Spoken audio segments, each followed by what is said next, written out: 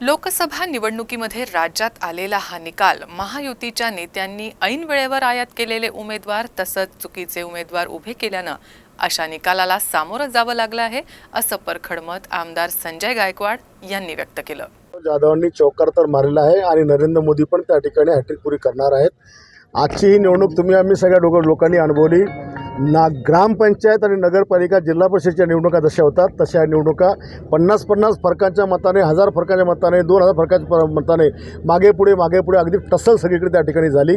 आणि महाराष्ट्रामध्ये आम्ही शिवसेना म्हणून 15 जागा आमच्या एकनाथ शिंदे साहेबांनी लढल्या आणि आम्हाला खूप मोठा अभिमान आहे की आम्ही 5 जागा मोठ्या फरकाने जिंकत आहोत आणि बाकी ठिकाणी आम्ही काटेची टक्कर ही विरोधकांनी त्या ठिकाणी दिलेली आहे। शिवसेनेचे उद्धव ठाकरे साहेबांनी मागच्या वेळेला त्यांचे 19 खासदार होते, पण त्यांना त्यांचे 19 जागा टिकवता आल्या नाही।